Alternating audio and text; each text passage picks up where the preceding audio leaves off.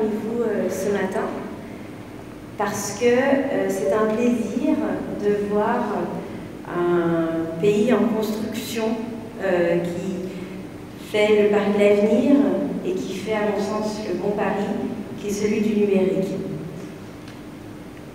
C'est une chance, finalement, pour la Côte d'Ivoire que de pouvoir embrasser son avenir comme ça, en décidant de construire à partir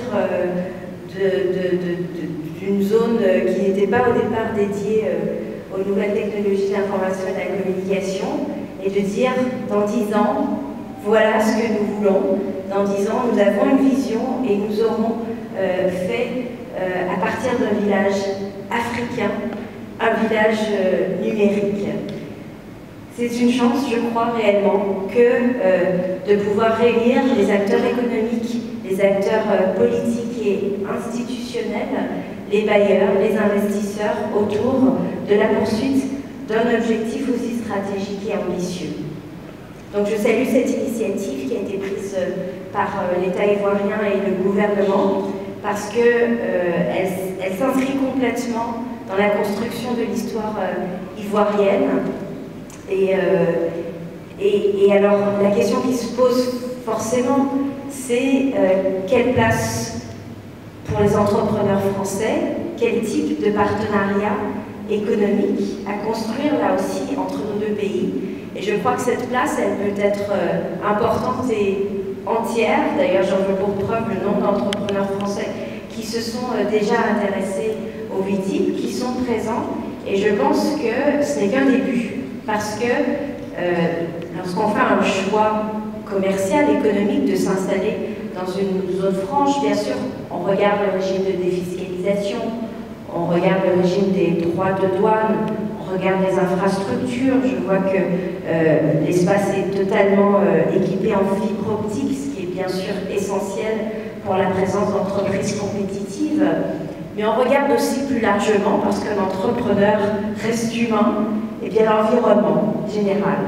Or, j'ai noté que nous étions à côté de la mer, à côté des plages, à côté des restaurants, à côté d'une ville historique classée au patrimoine mondial de l'UNESCO, à côté de l'Afrique et de la Côte d'Ivoire qui bouge tout le temps, qui est aussi dynamique, enthousiaste avec sa jeunesse.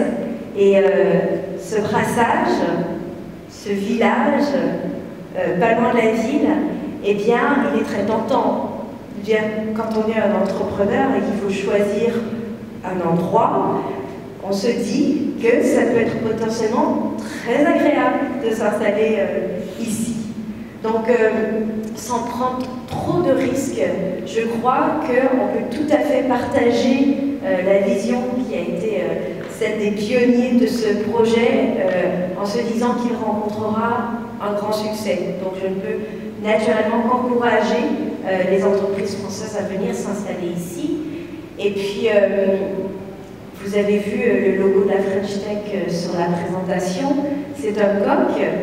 Le coq, il est connu en France, mais lorsqu'on s'exporte, il faut aussi s'adapter. Et j'étais de passage au Canada il y a quelques temps, et j'ai eu l'agréable surprise de découvrir que ce logo avait été transformé en castor. Eh bien, c'est vrai que j'aimerais beaucoup qu'à Grand Bassam, on voit un jour ce logo transformé en éléphant, par exemple. Alors, il risque d'y avoir des petites jalousies avec la ville de Nantes. Parce que si vous connaissez la ville de Nantes, il y a une sculpture très connue d'un éléphant. Et il se trouve que la ville de Nantes, qui est une métropole French Tech, a déjà adopté le logo de l'éléphant.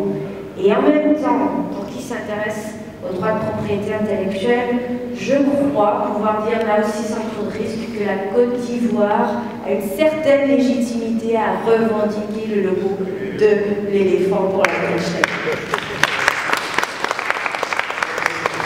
Très concrètement, un French Tech Hub, qu'est-ce que ça signifierait?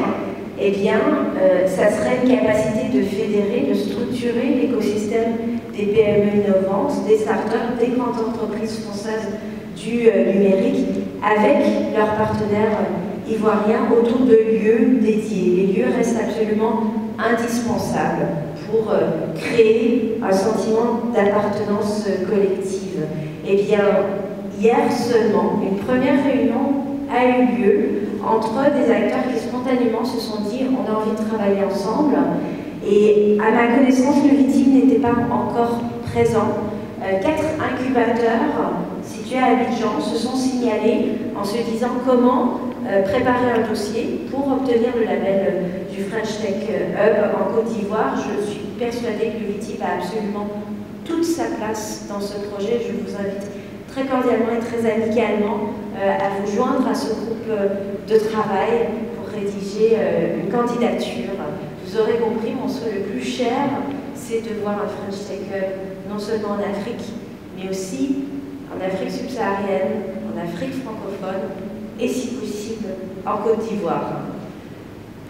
Donc je voulais en profiter, puisque je crois que ça sera notre dernière sortie commune, pour remercier Monsieur le ministre Koné pour son accueil si chaleureux. Je crois que lui comme moi avons beaucoup appris de nos portefeuilles respectifs pour constater que nous avons beaucoup de chantiers d'action en commun. Et je crois que le numérique, c'est ça aussi.